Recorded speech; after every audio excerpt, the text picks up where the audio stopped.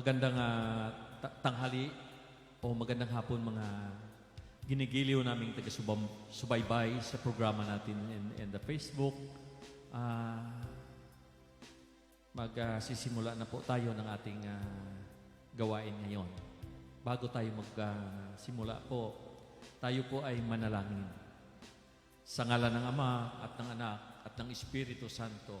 Amen. Dakilang Diyos at mapagpalang Ama, salamat po sa pagkakataon na ito na kami po ay muling iyong samahan sa paghayag ng iyong banal na salita. Lubin mo nawa po na itong mga salita na ito ay makapagbigay ng buhay sa bawat kaluluwa. At ganoon din po, lubin mo nawa na samahan itong araw na ito at abutin ang mga pangailangan ng aming mga kapatid na nakatunghay sa programa ngayon.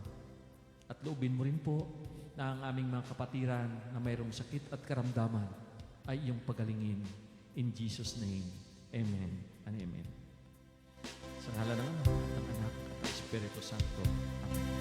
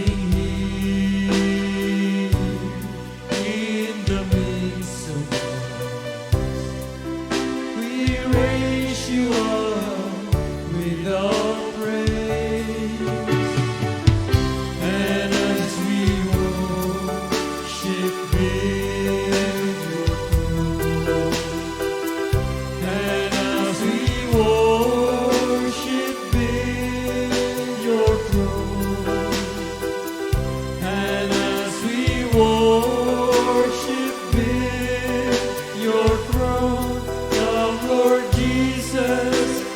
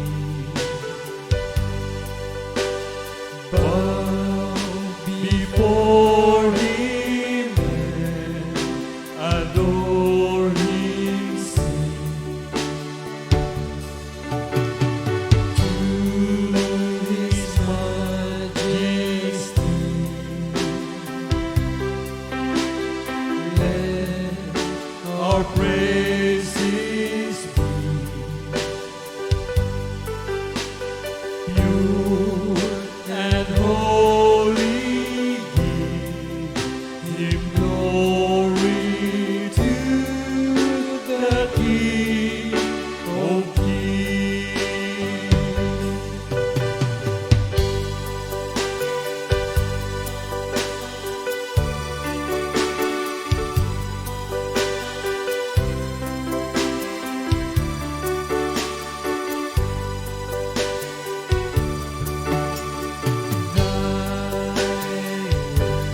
Is a lamp unto my feet and a light unto my path.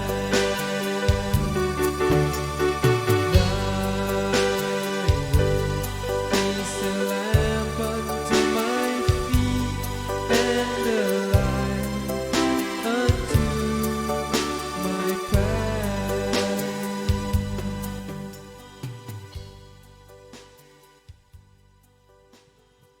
Yung gospel reading natin ngayon ay kinuha sa sinulatan ni St. John chapter 15 verse 1 hanggang verses 8. Ako ang tunay na puno ng ubas. Ako ang tunay na puno ng ubas at ang aking ama ang tagapagpangalaga. Pinuputol niya ang bawat sangang hindi namumunga at kanya namang pinuputulan at nililinis ang bawat sangang namumunga upang lalong dumami ang bunga. Nalinis na kayo sa pamagitan ng salitang sinasabi ko sa inyo. Manatili kayo sa akin at manatili ako sa inyo. Hindi makapamumunga ang sangang hindi nanatiling nakakabit sa puno. Gayon din naman, hindi kayo makapamumunga kung hindi kayo nanatili sa akin. Ako ang puno ng ubas, kayo ang mga sanga. Ang nanatili sa akin at ako sa kanya, ang siyang namumunga ng sagana. Sapagkat wala kayong magagawa kung kayo'y hiwalay sa akin. Ang hindi nanatili sa akin ay itatapon at matutuyo gaya ng sanga. Ang gayong mga sanga ay titipunin at susunugin. Kung manatili kayo sa akin at nanatili sa inyo ang mga salita ko, hingin na ninyo ang inyong maibigan at ipagkaloob sa inyo. Napararangalanan ang Ama kung kayo'y namumunga ng sagana at sa gayo'y napatunayan mga alagad ko nga kayo. Mga kapatid, ang mabuting balita ng ating Panginoong Hesukristo. Pinupuri ka namin ulit.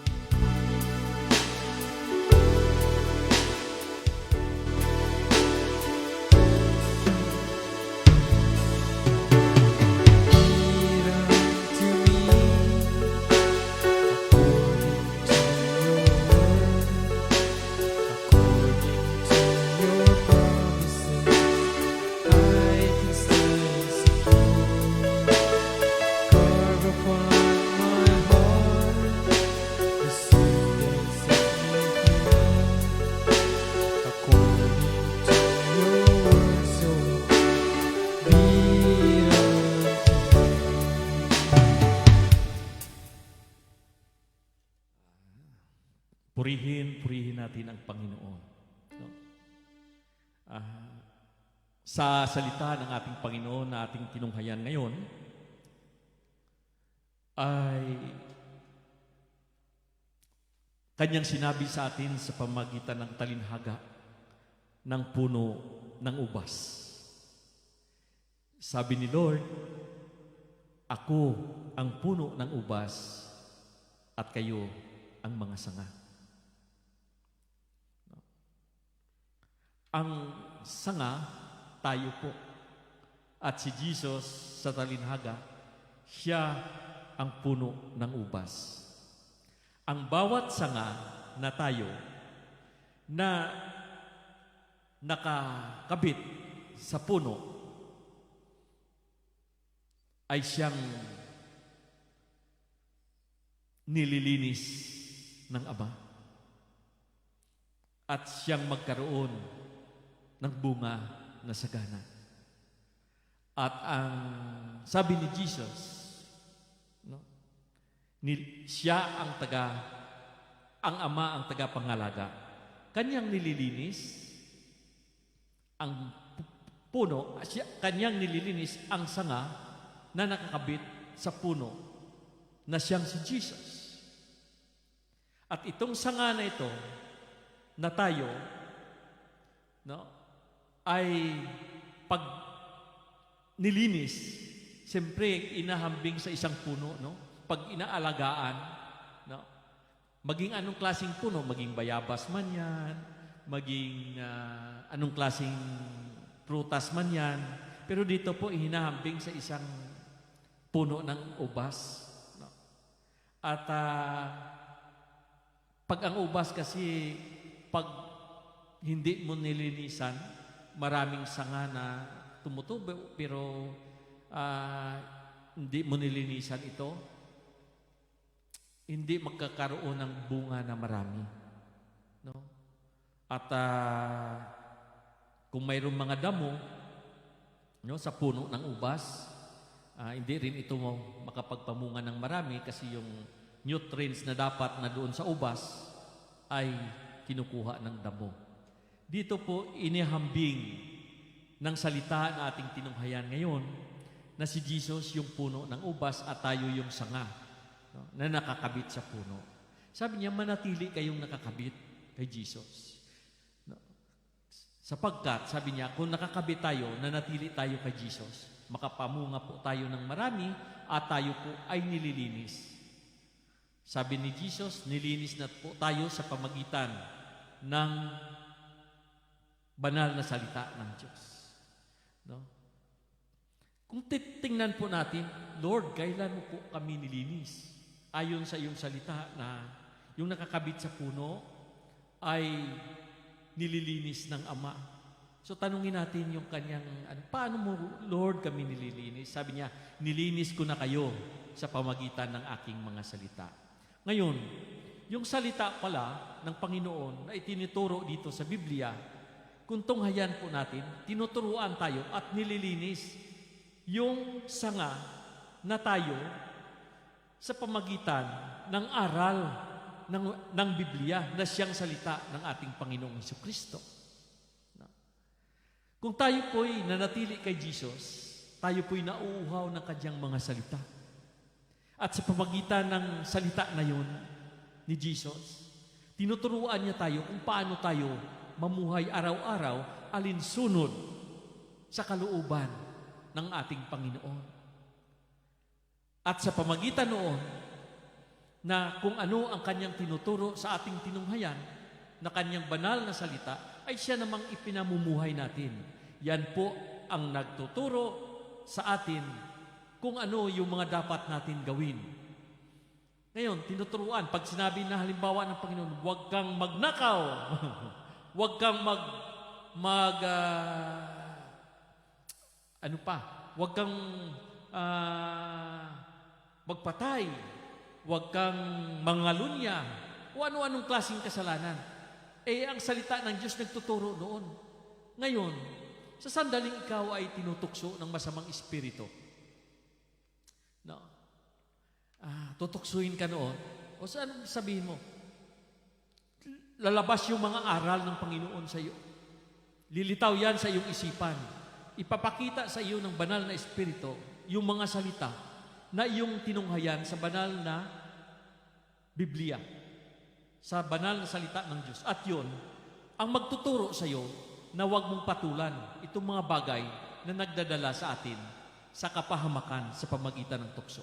O maging anuman yan, no? Anuman na kasalanan. So, kaya nga, ang sabi ng Panginoon, nilinis ko na kayo. Kayo, sabi niya, nilinis ko na kayo sa pamagitan ng aking mga salita. Pag sinabing kayo, nilinis ko na kayo, ito yung mga taong naka-eksperyensya. Naka-eksperyensya ng pananalig at panampalataya kay Jesus. Ito yung mga minsan sa kanilang buhay ay nakaranas ng mga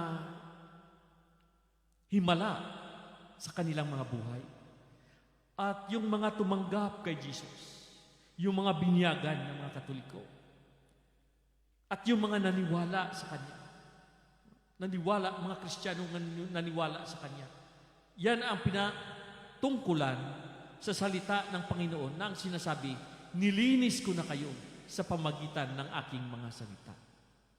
Ang sabi niya, manatili kayo sa akin. Amen? Manatili kayo sa akin. Kasi, bakit sinabi niyang manatili kayo sa akin?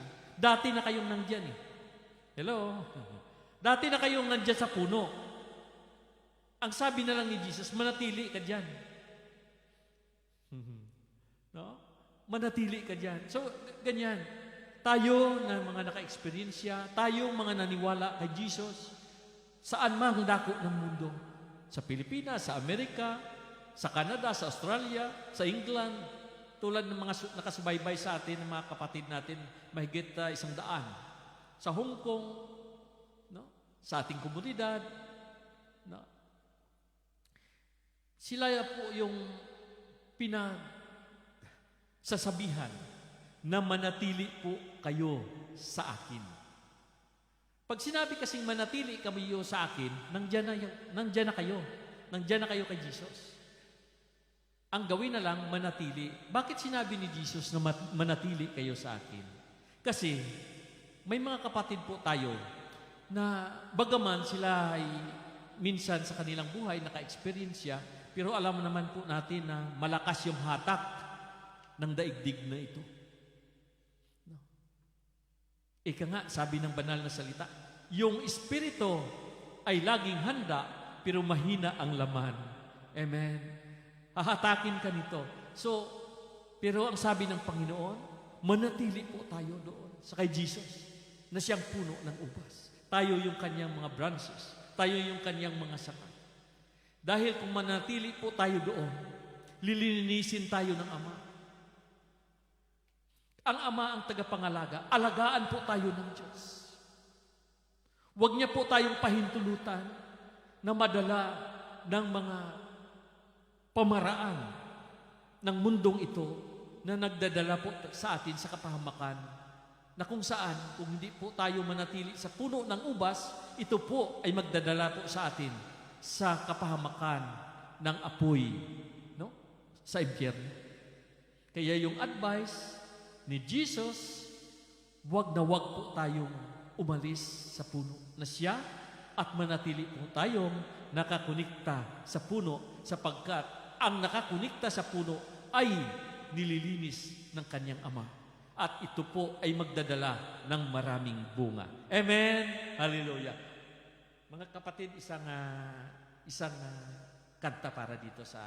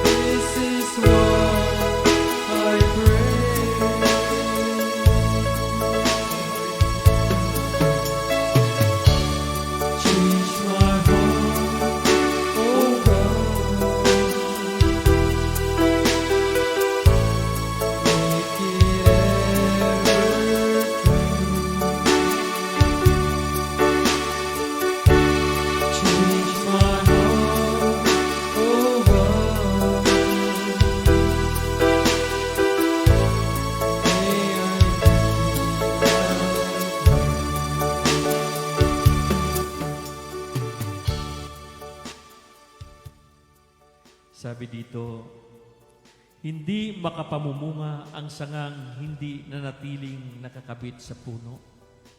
Gayon din naman, hindi kayo makapamumunga kung hindi kayo manatili sa akin. Ako ang puno ng ubas, kayo ang mga sanga. Ang nanatili sa akin at ako'y sa kanya, ang siyang mamumunga ng sagana, sapagkat wala kayong magagawa kung kayo'y hiwalay sa akin. Mga kapatid, baka po magtanong po, kayo, ano ba ito ang bunga ng sanga na nakakabit o nakakunikta sa puno? Ano ba itong sanga na ito na namumunga? At anong bunga ng sanga na ito? Ito yung mga ginagawa po natin na mabuti sa ating kapwa, no? At ginagawa nating mabuti sa mga ngailangan, sa mga nangangailangan, no? Yung ating pagtulong. No?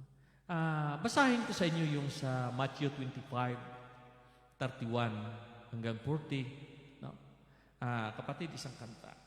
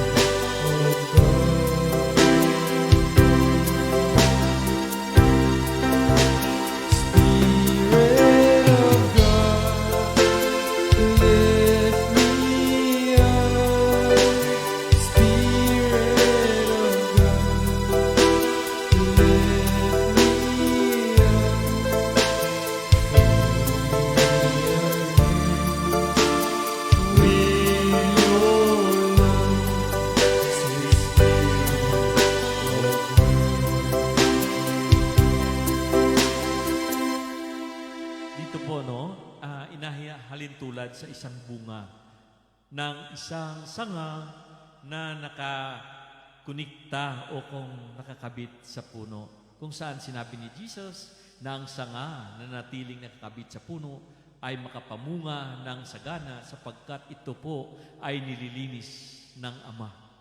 No? Dito po ang bunga. No? Basahin ko po sa inyo sa 25:31. Darating ang anak ng tao bilang hari kasama ang lahat ng anghel at luluklok sa kanyang marangal na trono. Sa panahong iyon, matipon sa harapan niya ang lahat ng tao.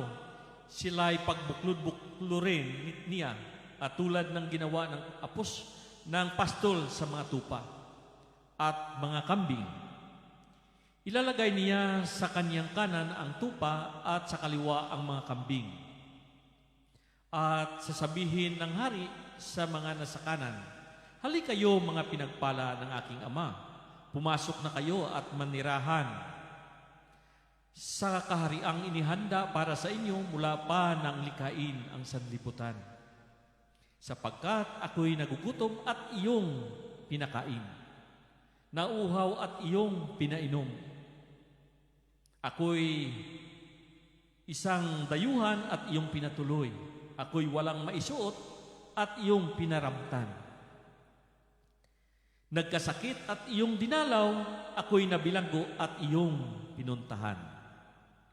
Sasagot ang mga matuwid, Panginoon, kailan po namin kayo nakitang nagugutom at aming pinakain, uhaw at aming pinainom?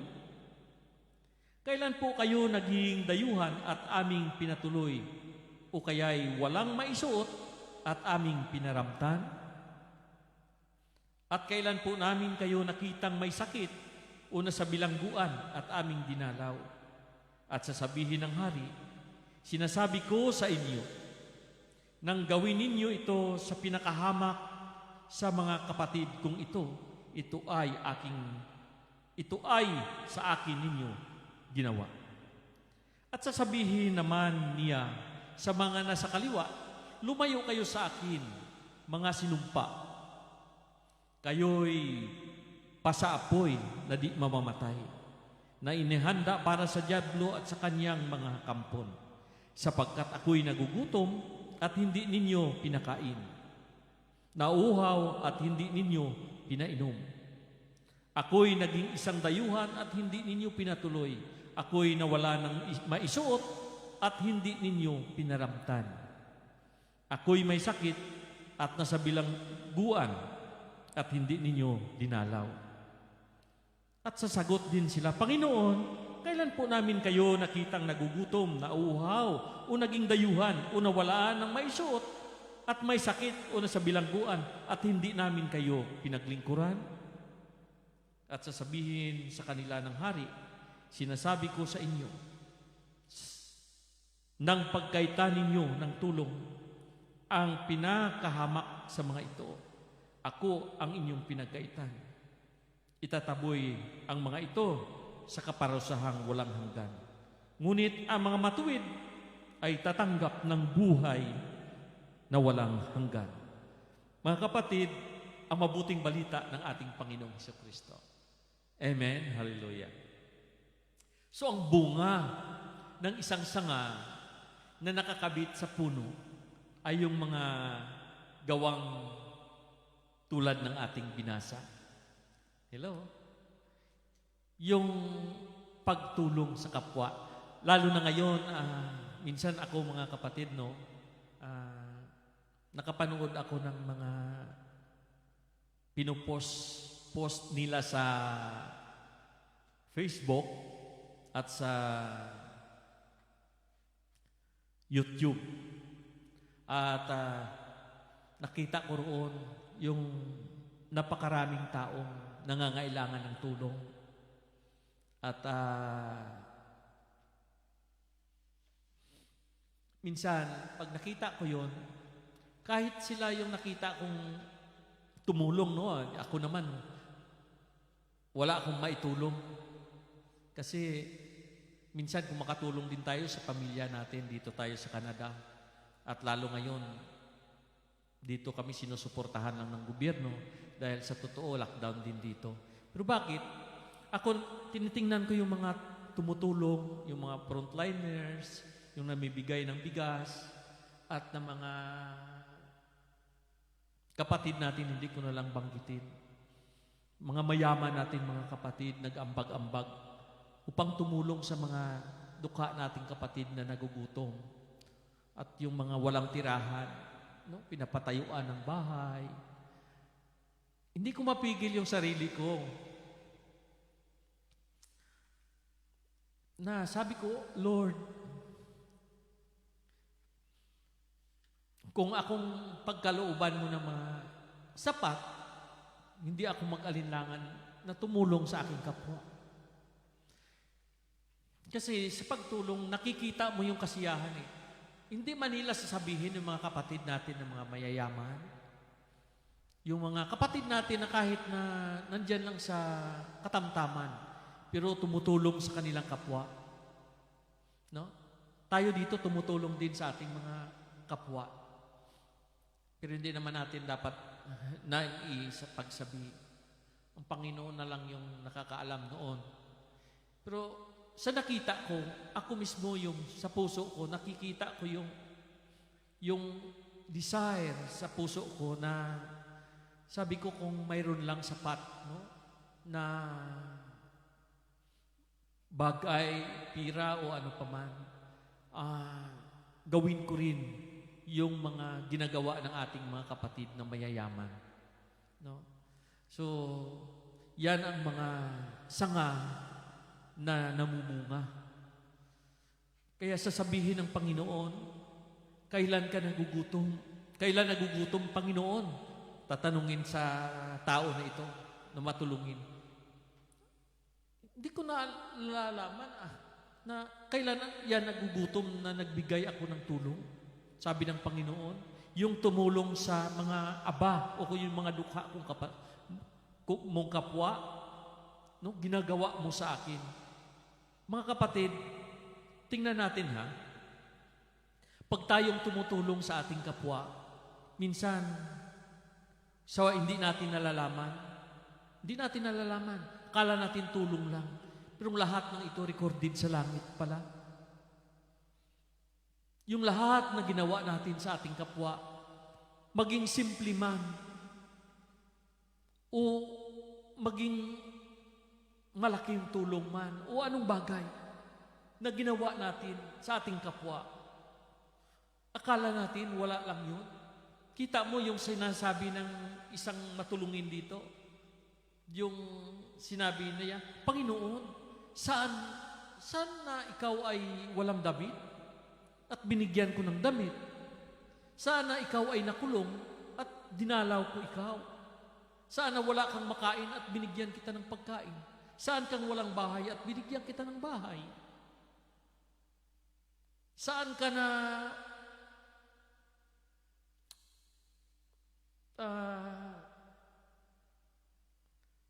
nagugutom, walang makain, pinadalhan kita ng isang sakong bigas? Sabi niya, ang ginagawa mo sa iyong kapwa ay ginagawa mo sa akin. So, hindi niya alam yun, kaya nagtanong siya kailan? No? Dahil kung alam niya yun, na yung ginagawa niya sa kanyang kapwa, mayroong merit sa langit, mayroong gantimpala yon, ay baka damihan niya pa yon. Pero yung pagtulong na wala bang na inaasam na kapalit. Yung pagtulong na walang hinihintay na kapalit. Yan ang mga bagay na makikita natin na pinagpala tayo ni Lord. No? Tumutulong tayo dahil sa ating pag-ibig sa kanila. No? At sa pamagitan noon, sa darating na paghuhukom, yung oras na tayo po ay humarap sa ating Panginoon, yung lahat i-rebuild ng Panginoon sa atin yun. Ngayon magtataka po tayo, kailan ako nagtulong sa aking kapwa, Panginoon? Kailan yung isang nakulong sa prisuhan, no, na aking dinalaw? Hello? Kailan yun? Hindi na nila matandaan. Ang sabi ng Panginoon, yung ginawa mo sa iyong kapwa ay ginawa mo sa akin. Nung naalala ko mga kapatid, no, na nung sa Pilipinas pa kami ng mga kapatid natin sa Andios Gugma, pumunta kami sa isang lugar sa Bilangguan. At ang sabi naririnig ko sa warden o sa mga jail guard, tahimik lang sila kasi mayroon kaming nangangaral kami doon ang sabi, bakit itong mga tao na ito, sabi niya, kung sa kanila kaya gawin ito. Yung itong mga nakulong kasi, iba-ibang klase yung mga yung mga kaso nila. Mayroong nagpatay ng tao, mayroong rapist, mayroong magnanakaw, iba-ibang klaseng mga kaso. Pero tanungin mo sila, walang aamin. Puro wala silang kasalanan. Sabi ko, ano ito? Pero hindi lahat mga kapatid hindi lahat. Mayroong walang kibo sa tabi. At nakikita mo, tumutulaw na lang yung luha. No? Walang kibo. tumutulo na lang yung luha. Ang nakita ko dito, mga kapatid, ganito ha, ito yung walang kibo, hindi nagsasalita, tumutulo yung luha. Ito yung nakulong na, ito yung priso na inaamin niya sa sarili niya na siya ay nagkasala.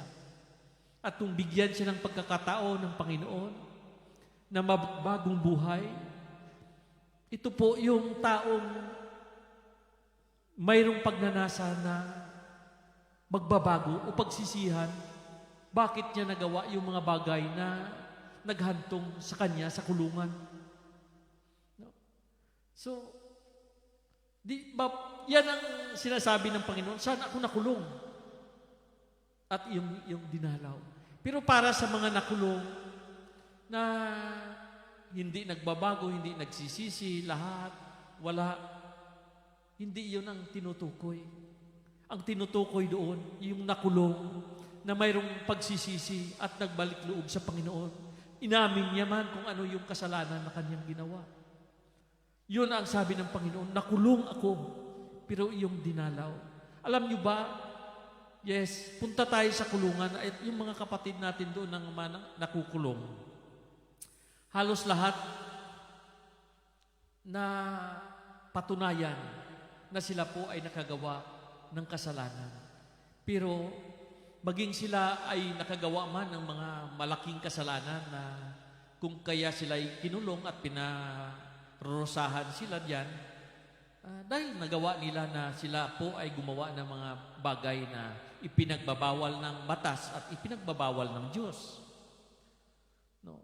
Pero sa sandaling sila ay magsisi at magbalik loob sa Panginoon, sila po ay tatanggapin maging anuman ang kasalanan na kanilang ginawa.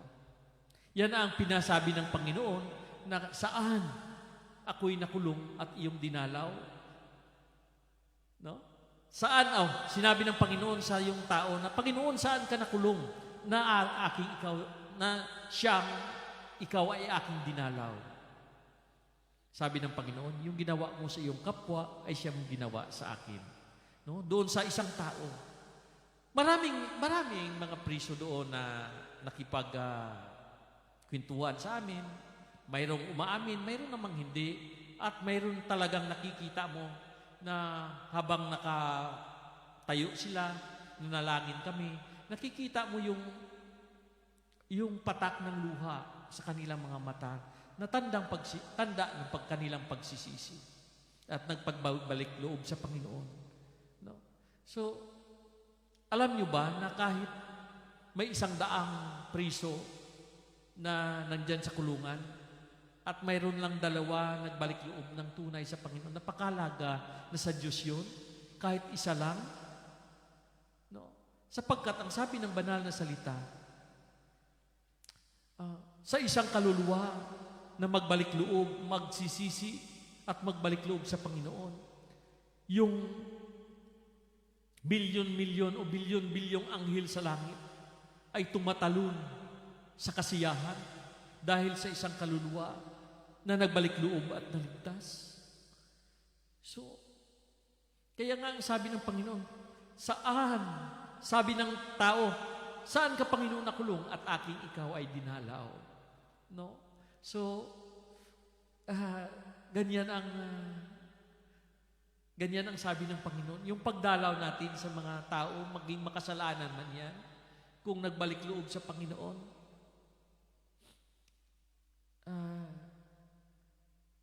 sabi ng Panginoon dito sa kanyang salita, magkakatanggap po ng kaligtasan yung nakulong at yung tayo na pumunta roon upang dalawin sila.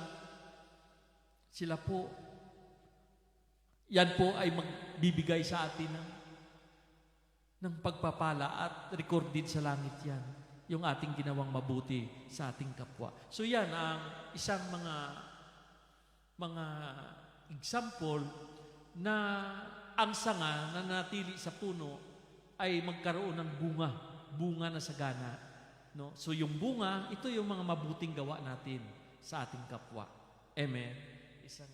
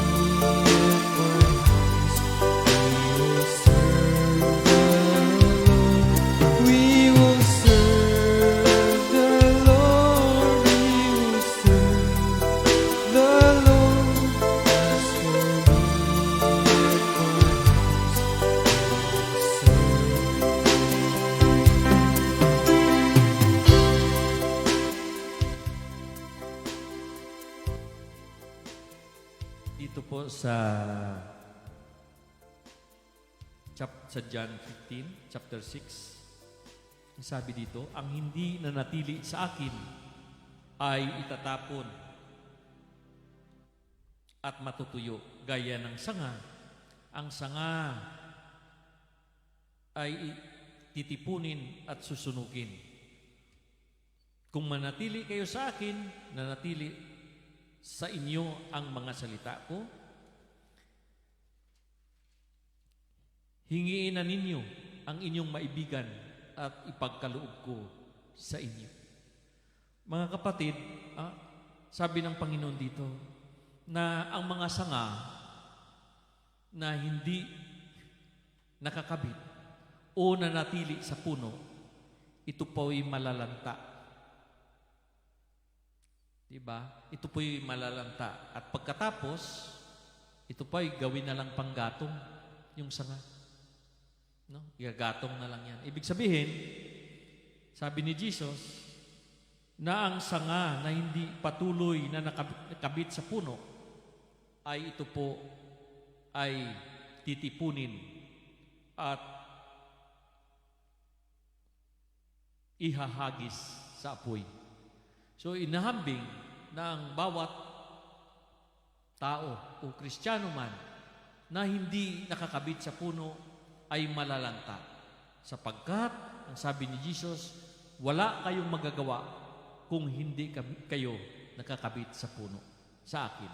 Sapagkat wala kayong magagawa kung wala ako. So tandaan natin, ulitin ko, si Jesus ang siyang puno, tayo yung kanyang sanga, manatili tayo sa puno upang magkaroon tayo ng bunga, lilinisin tayo ng Ama. No? At sa pamagitan ng paglilinis nito, magkaroon po tayo ng maraming bunga, yung mga mabuti nating ginagawa sa ating kapwa. Ito po ay manahin natin. At ito po ay isang mga pamaraan na tayo'y makapasok doon sa langit.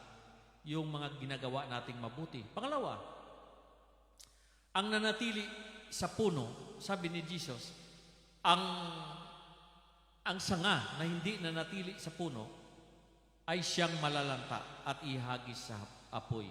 Ang ibig sabihin nito, na kung tayo po ay hiwalay sa puno, sabi ni Jesus, wala tayong magagawa. So,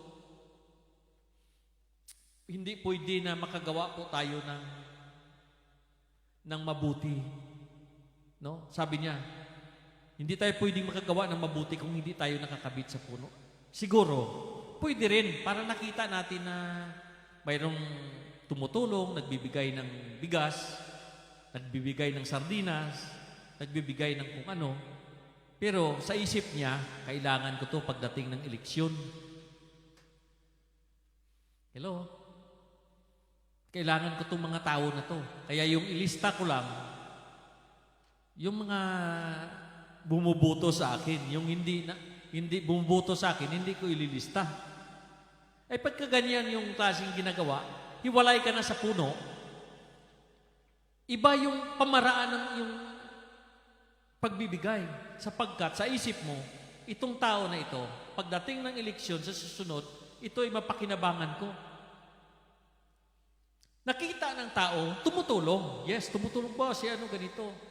Tumutulong. Pero sa isip niya, kung kaya siya tumutulong, dahil ipakita niya sa mundo na mabuting tao siya at kailangan niya sa kanyang sariling ambisyon. Kaya siya tumutulong. Pero kung ikaw ay tumutulong, hindi dahil sa may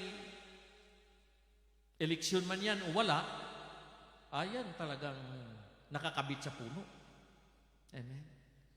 So kung mayroon lang dyan na hindi nakakabit sa puno, na tumutulong, ay baka mayroon siyang personal na adhikain sa buhay. No?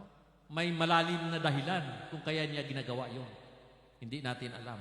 Pero kung totoo na tumutulong siya at siya ay nakakabit sa puno, yon ang sinasabi ni Jesus. Ng kanyang ginagawa ay aanihin niya at mamunga ka pa ng marami. No? Para mas lalo ka pang maraming mga taong mabigyan ng tulong. Habang binabawasan mo yung mga stock mo dyan, na bigas, sardinas o ano, habang binabawasan mo yan, pinapalabas mo yan, may darating na bago. Bago. No? Nagbigay ka ng 10, bibigyan ka ng Panginoon ng 100. Sapagkat, ang sabi ng salita ng Panginoon, ang mayroon ay dadagdagan pa. Pero yung wala, kahit yung kanyang tinatago at tinatangi-tangi, kunin pa sa kanya. Anong ibig sabihin nito? Mga kapatid, na ang mayroon, bibigyan pa. Pero yung mayroon na hindi niya ginamit, no? Hindi niya ginamit, tinatago-tago niya, ay kunin pa sa kanya. No? Pag marunong po tayo magbigay sa ating kapwa, ito po ay babalik sa atin, dubli, siksik at umaapaw.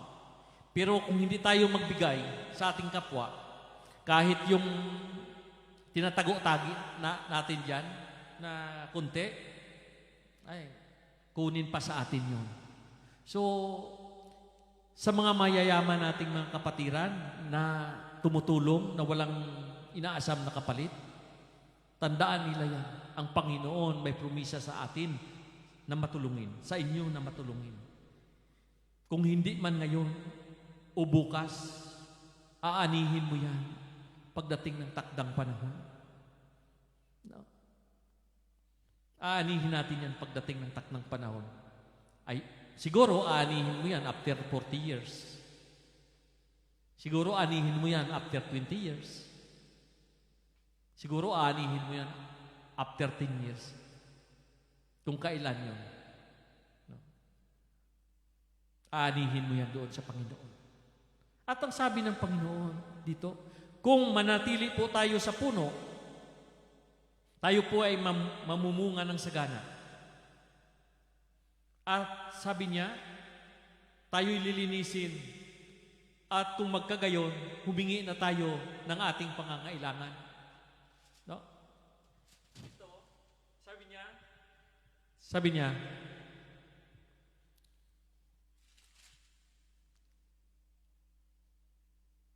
kung manatili kayo sa akin at manatili sa inyo ang mga salita ko, hingiin na ninyo ang inyong maibigan at ipagkaloob ko sa inyo.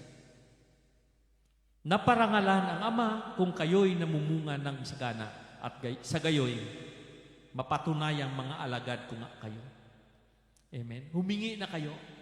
So, pag ganyan pala, na marunong po tayong tumulong sa ating kapwa at may tulong na dito nanggagaling sa ating mga puso. Pagmamahal, awa sa ating kapwa, yan din pala ang dahilan kung paano ang ating mga panalangin ay tinutugon ng Diyos. No? Tinutugon niya. Kung marunong po tayo magbigay na walang hinahangad na kapalit at ang tulong galing dito sa ating mga puso. Hello? Pero, halimbawa, ehemplo, hingi din po tayo ng, alam ba natin na dito sa puso natin, nandiyan si Jesus? At kung isinusuko natin yung sarili natin sa kay Jesus, yung banal na espiritu na natanggap natin nung tayo binyagan, ay siyang tumutulong sa atin. Kaya kung mayroon tayong kapatid na nangangailangan, para tayong dinadala doon upang magtulong sa kanila, kung sino man yun. Ngayon, tingnan din po natin na ang dapat natin tulungan ay yung mga taong nangangailangan talaga ng tulong. Paano yung mga taong binigyan mo ng tulong, ang tulong na ibinigay mo sa kanila, ginagamit sa sugal? Kaya galit na galit yung presidente natin. Ganun na nga ang kahirapan ng ating bansa dahil sa COVID-19, kung saan sila nakatanggap ng tulong mula sa gobyerno. Anong ginagawa nila? Ibili ng droga.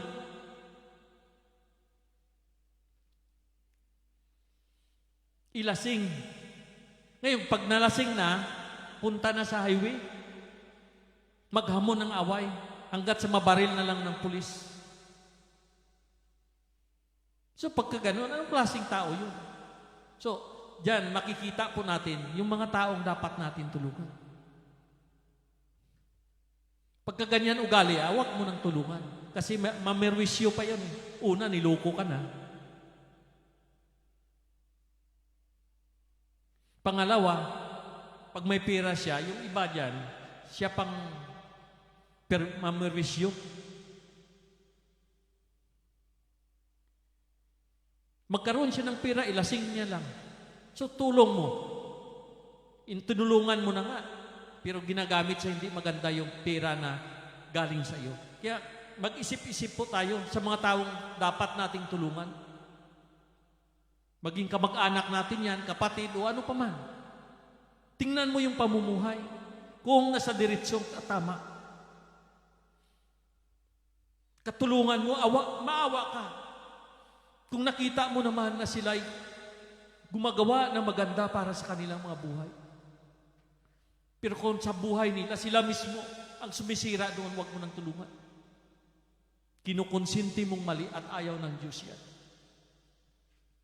Amen? Ayaw ng Panginoon.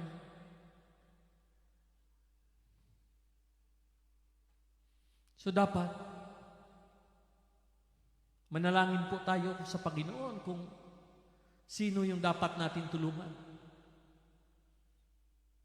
Mangin mahabagin tayo sa mga taong dapat nating kahabagan na siyang tinuturo ng ating Panginoon sa ating puso. Sapagkat ito po ay aanihin natin pagdating ng takdang panahon. Amen.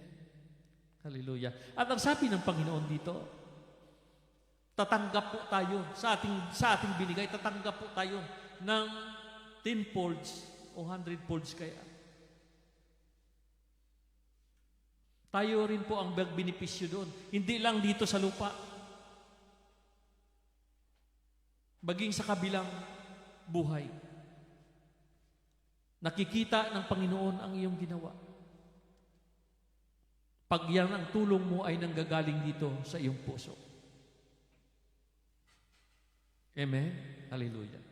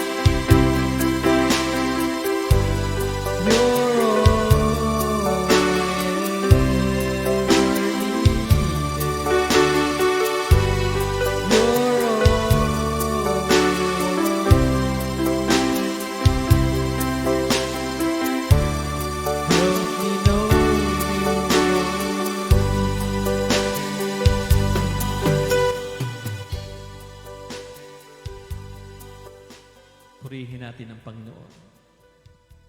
So yun mga kapatid, ang ating tinunghayan ngayon, nawa ay magbigay sa atin ng isang paalaala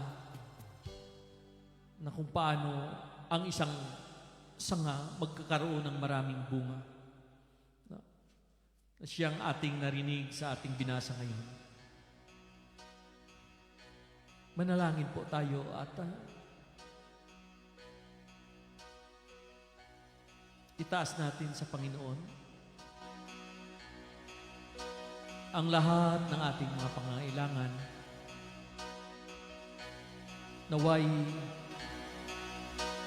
manatili po tayo kay Jesus na siyang puno. Naway linisin po tayo patuloy ng ating Ama na sa langit. Bigyan po tayo ng kalakasan sa pamagitan ng kanyang banal na Espiritu. At tuturuan po tayo sa ating pang-araw-araw na buhay.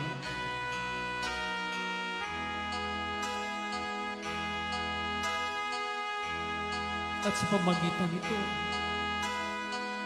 magkaroon po tayo ng maraming bunga na kung saan ang bunga na ito ay siya naman natin ibinabahagi sa ating mga kapatiran.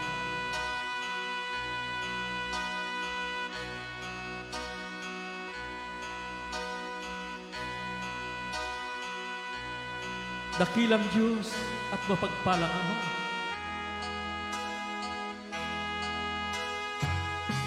salamat sa iyong salita na siyang naglinis sa amin, nagturo sa amin,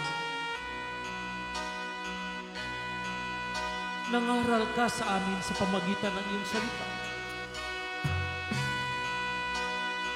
Lord, linisin mo ang bawat sangang nakakabit sa puno.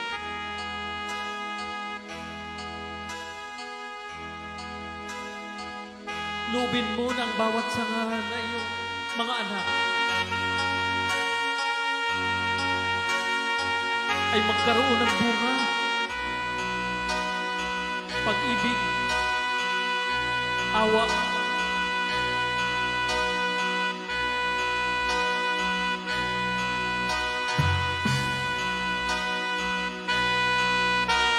upang sa pamagitan ng ang biyaya na nagmumula sa iyo,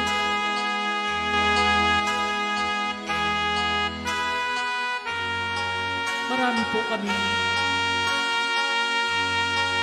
matulungan na nangailangan.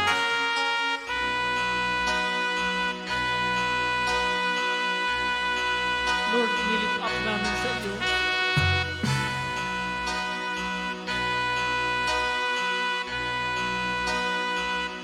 ang aming mga kapatid na wala pa nakakabit sa puno.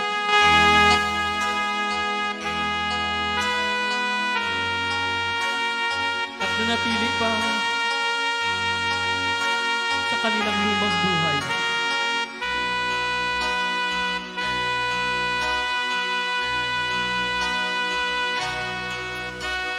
Lord, alam po namin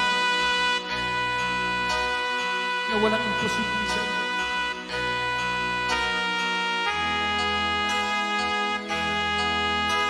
Magpadala ka ng propeta para sa kanila na sila ay magbalik loob sa iyo.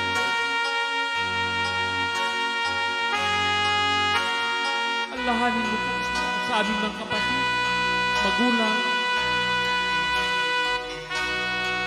aming mga kababayan, aming mga kapatiran sa buong mundo. Allahanin mo po sa mga kapatid po namin na mayroong sakit at karamdaman ngayon. Lord,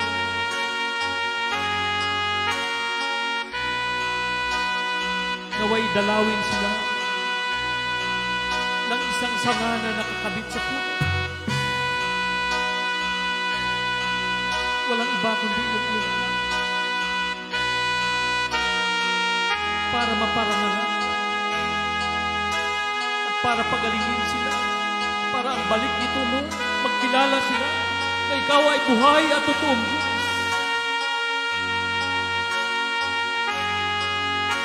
Sinabi mo, Lord, na kung wala ka, wala kaming magagawa.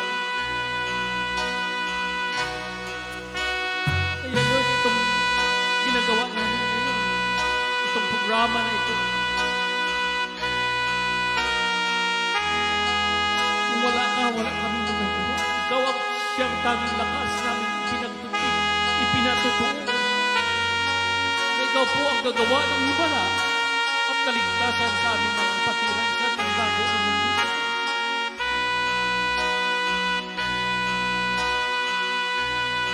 Samahan mo po ang programa ko at padaluin mo yung banal na Espiritu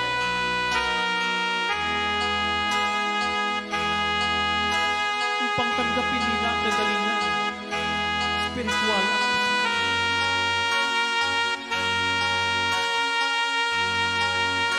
Sa iyong kakarangalan, in Jesus' name. Father God, lift up din po namin ang aming mga kapatiran na nakatunghay ngayon sa programa.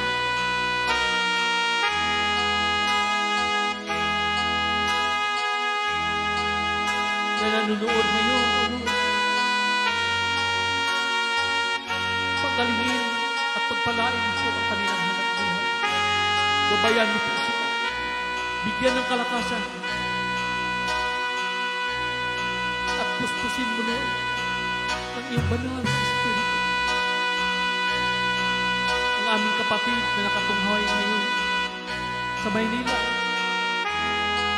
sa Singapore, sa Taiwan, sa Amerika, sa England, sa Australia, sa Pilipinas,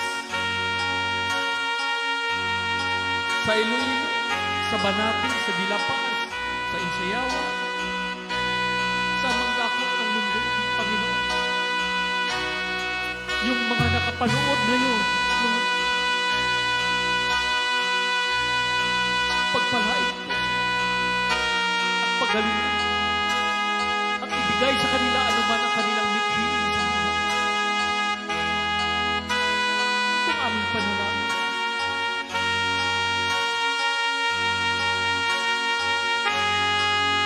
In Jesus' name. Father God, I ask you in the name of Jesus. God, touch them, O Lord. Touch them. Fill them by your Holy Spirit right now. Fill them, O God. Fill them, O God, by your Holy Spirit.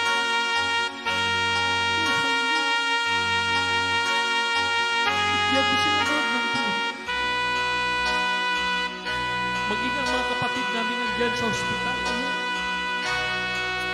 Saan man dako ng mundo na nakapanood mo, Lord, pagalingin mo po sila. Bigyan mo po sila ng buhay.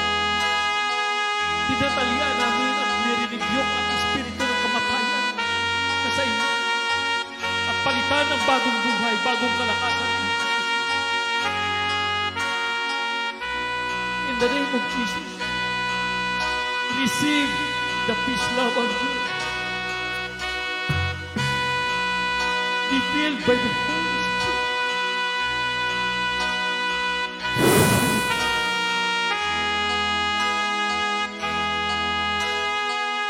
Receive the breath of life in Jesus' name. In Jesus' name. Amen. Amen.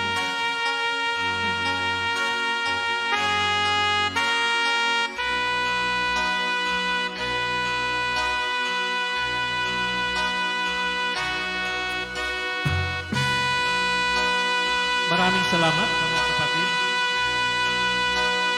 Salamat sa oras na ito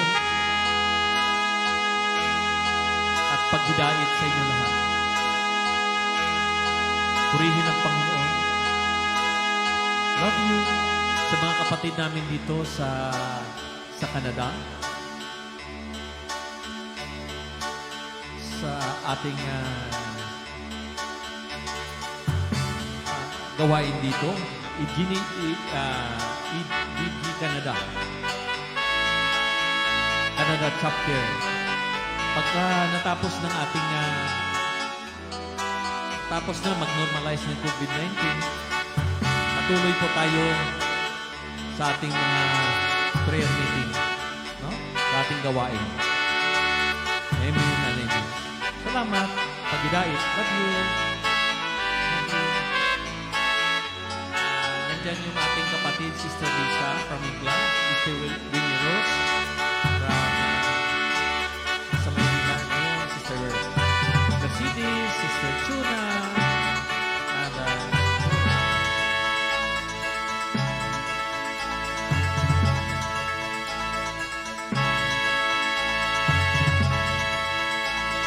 a lot of our brothers and sisters who recently watching our program today. Thank you very much, and God bless us all.